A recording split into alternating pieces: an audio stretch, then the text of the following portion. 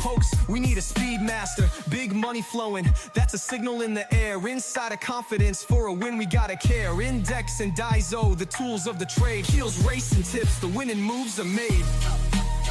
Heels, racing tips. What's up mga ka-BK and welcome sa Kiel Racing Tapes. Mga bata magingay. Yun. Ang galing. So, kumusta pangarera niya ng araw ng Thursday, no? Llamado lahat, no? Grabe, oh. Ang likod ko rin talaga sa balya, no? Alam ko namang 7-1 lang talaga ang pwedeng, uno lang talaga pwedeng tumalo dyan kay user. Talagang kung ano-ano pa pinagkukuha ako, kumuha pa ako ng 4, kumuha pa ako ng 5. Grabe talaga. Talagang nabasa ko na yun, tapos biglang makakita ko ng mga tip ng iba, magbago lahat, diba? Alright, meron tayong karera araw ng Friday, no? December 19, 2025. No bearing, no effect pa rin tayo. So, wala nang patumpik-tumpik pa. Haba na ng buko lang ako magpagod. Kaya naging pusa ako. Pusa niya lagi kong mukha rito. Di ba? Haba pa ng buko eh. Kasi asawa ko, what's up mga kabigay mo ng asawa ko? Where are you? What's up mga kabigay? What's up mga kabigay? Sabi ng asawa ko, mga bata magigay sa beses pa. Yun. Let's go to race number 1. Race number 1 mga boss, meron tayong 3-year-old above maiden race. Ay hindi, 3-year-old maiden race lang pala. Lahat ng distansya po 1,200 Dito wala patumpik-tumpik pa Berting Labra. Tapusin. Wala ka na tataguan dito, Berting. Wala ka na tataguan dyan, di ba? O, sino pa tataguan mo dyan? Wala na, di ba?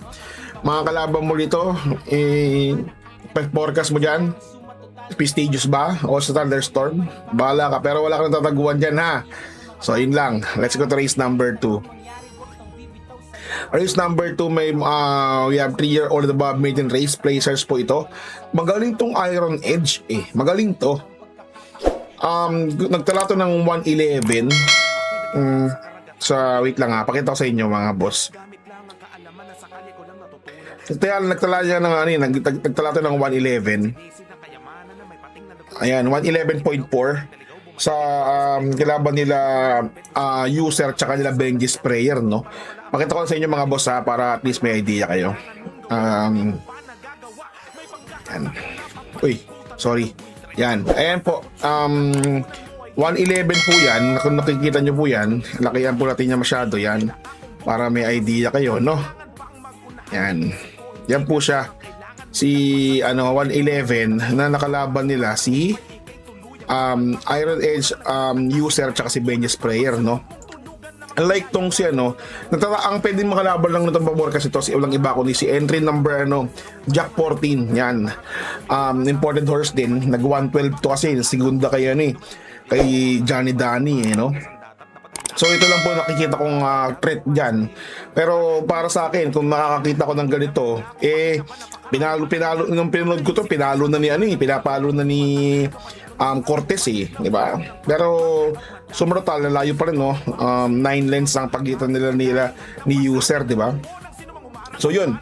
So dito para sa akin, pwede na po solohin yan. Ang pamporkas po dito natin, balik ko lang yan. Ang pamporkas po natin dito mga boss, walang iba kundi si entry number, di ba? Si Iron Edge. Tapos entry number, yung USA dyan nasa Jack 14. Yan, pareho silang USA. Yan ang forecast natin dyan, no?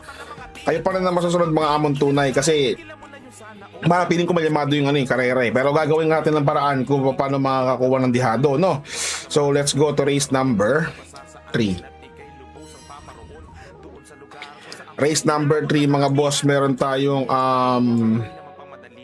class 4 42 to 56 split, 1,200 meters ang distansya. May message pa sa akin, baka mapapalog to ha.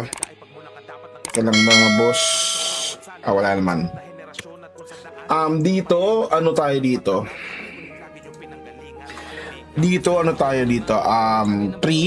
Entry number 3 na si Gentle Force, si Masho. Kaya kukuhain ko si Masho siguro nun. Jack 14, baka mag-gusi pa naman yan. Yung may-ari, di ba? Gumagawa ng pangalan yan eh. Tapos si Grand Laughter siguro. Yan. Tapos kukuha tayo ng entry number 6 na si Calendar Girl. Okay na yan. Okay na yan. Noble Touch. Pwede nyo isama mga boss kasi meron silang may kukuhain akong Freedom Dihado ko yun eh. Tapos meron pa sila sa kabilang race, sa kabilikod ng programa. Meron din sila dun eh. Kala nga, tingnan ko lang kung boss kung ano yun ha. Patrick Uy. Yun May 10. So baka mag Patrick Uy to eh kuhain nyo na lang, di ba? Sige, sama ko na nga yan. Sama ko na lang yan. Kasi parang walang dating sa akin yan eh. Triple okay na ako dyan eh. Di ba? So ayan na, kayo pa rin na masusunod mga amon tunay. Let's go to race number 4. Race number 4 mga boss, class 5, 17 to 41 split, 1,200 meters ang distansya. Dito mga boss, ano tayo dito? Biglang ubos. Marami ako dito boss, mga 4. Nakakatakot tong karerang to. Makakuha ko pa nga sa Republika eh. Di ba? Tapos dito sa Ace, yan, Cash is King. RB Simplicio, mga ano yun ah. Tapos 5, Taipan 1, Mbopete. And of course, entry number 7 na si Freedom. Ito yung sinasabi ko sa inyo. Uy, ba't ganito yun? Entry number 7 yan. Entry number 7 na si Freedom. Alright? So, 3, 6, 5, 7 tayo dyan mga boss. Alright? Let's go to race number 5. Race number 5 mga boss. Meron tayong class 5, 17 to 41 split, 1,400 meters ang distansya. Dito naman, dalawa lang tayo. Sino yung dalawang yun? Si May 10 tsaka si Barek na. Yan. Pero kung kukuha akong dihado dito, alam mo kung sino? Si Lake Apo. Lake Apo ang kukuhain ko dito. Diba? Pero kayo pa rin na masusunod mga amon tunay ha. Yan, pwede yan si Lake Apo. May 1.14 yan. Victorious, pwede rin. Dihado yan si ano. Diadista yung si Kasal. Yan. So okay na sa akin yung 8.5. Alright, let's go to race number 6. Race number 6, meron tayong class 4, 42 to 26 split. Ganun pa rin ang distansya, 1,200. Dito, muntik boss sa KTC entry number 4 si Johnny Danny, no? So para sa akin, Johnny Danny tayo dito. Tsaka yung long shot ko dito, walang iba kundi entry number 6 na Storm Landing. Calculus, ayoko siya. Diba? Kayo pa rin na masusunod mga amon tunay pero sa akin Johnny Danny and of course Storm Landing. Okay na yan. Let's go to race number 7. Race number 7, para tingnan lang yung winner take all, pick 6, pick 4, pick 5. Hindi 1 extra double no?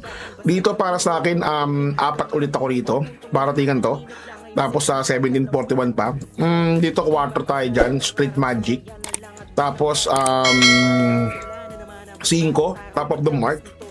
Tapos yung dos tas by Jopay, and of course sama natin tong si Chef hindi sa isyan, si Chef Cut. Malungkot tong alinti. Chef Cut yan kasi malungkot yung diba, sama natin yan kahit walang palalo yan, sama natin. Alright, so 4, 5, 2, 8 tayo dyan mga boss. So ayun lang, God bless you, sana makatulong tong giyang to. Ayun lang, bye bye. What's something people don't know about horse racing? It's not just luck, it's strategy, skill, and insider tips. Welcome to Keel's Horse Racing Tips. Here, we're not just spectators, we're winners. Whether you're a seasoned punter or a racing rookie, Keel's got you covered. Catch glimpses of Keel breaking down the stats, reviewing the races, and giving you the thumbs up on the best bets. With Keel's expertise, you'll be making your way to the winner's circle in no time. So saddle up and join the excitement. Hit that subscribe button now for exclusive tips and insights. Ride with us to the winner's circle. Subscribe now for winning insights.